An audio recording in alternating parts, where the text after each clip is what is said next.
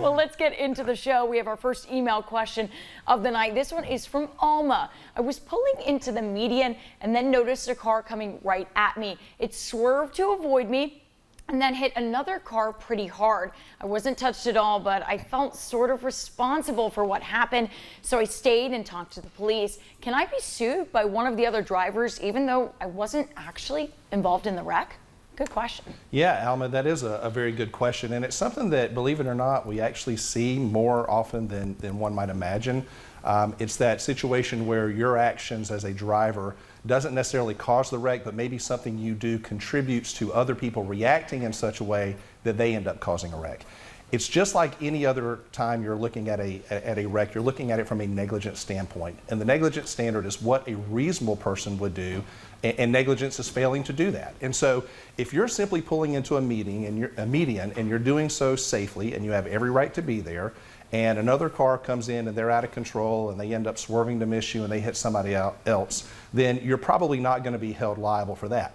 However, let's say you're pulling into a median and you're trying to get into the median really quickly. There's traffic coming from both ways. You probably ought to wait. You don't, and then you shoot out there really quick and somebody thinks you're going to hit them and they react and then they hit somebody. Well, then yeah, there is a circumstance like that where you could be held at least partially liable. Now, we talk about, can somebody sue me? Of course they can sue you. People can sue people for anything, but in order to recover, you have to show liability on that person, and your actions are going to be judged based on what a reasonable person would do.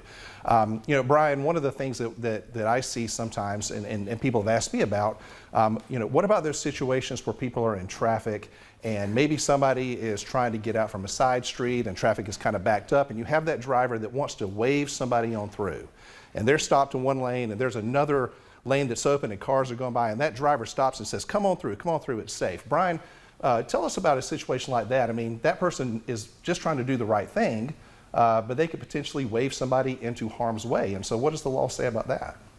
Yeah, actually that's what I thought of as soon as we got this question. And the first thing is, just because you don't make an impact with another vehicle does not mean you are not potentially at fault for a car wreck. But with respect to the waving people over on traffic, and we see this, I would say, the most on Panama City Beach on Back Beach Road. I'm sure it happens in other places, but I see that on Back Beach Road and on 23rd Street here in Panama City, where somebody is waving somebody over, but they didn't check whether or not that lane they are waving somebody over to is clear. They rely on the person who is waving and pull out, and the next thing you know, somebody's coming at 30 or 45 miles per hour and impacts somebody. The person who is waving can be held responsible. And I would say, unfortunately, in our context, we never know who that person is almost. Normally, the other driver is pointing the blame and saying, hey, I was told I was safe to go over, I was being waved over. But if you are waving somebody over, you need to make sure you are waving them over into an open lane where they can actually pull into it, and instead of just saying, hey, I'm stopping and waving you over, pull in front of me. And it happens a lot whenever there's an SUV or a big truck and they're waving someone over, and the car that is coming through traffic can't really see past the vehicle that's waving them over and kind of puts them in harm's way. They'll pull out, there's a car coming 30 or 45 miles per hour, and then there's a really bad collision. And you were just trying to be polite and do the nice thing, but you didn't make sure it was safe for them to enter the lane of traffic, and that becomes an issue. Were you unreasonable in doing that?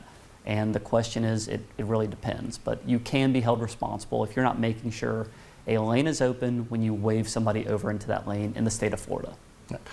Basically, anytime you're operating a vehicle, how you drive the vehicle, how you react to other drivers, instructions you may give to other people, whether they're drivers or pedestrians, anything you do while you're operating a motor vehicle, you are supposed to do that as a reasonably prudent person would do. Now, you're in that example that Brian was talking about, you're in a superior position if you're sitting in a lane and you can look at your side view mirror and you can see traffic coming. You know that a reasonably prudent person wouldn't say, yeah, come on out, because you know there's more likely than not they're going to pull out, they're going to get hit. A reasonable person wouldn't do that. So yeah, I love that people want to be polite. It actually is nice to see people being polite these days, especially on the road. You typically don't see that, you see the opposite. But sometimes being polite can land you in a situation where you may be found responsible. Now, that person pulling out is probably also liable, but in Florida, we're allowed to apportion damages to multiple people. So maybe 75% is on that one driver, but you may be hit with 25% because you're the one that said come on out and it's safe to do so in the first place. So just be very careful when you're out there on the road because your actions, whether or not you hit somebody, your actions could still land you in a situation of responsibility.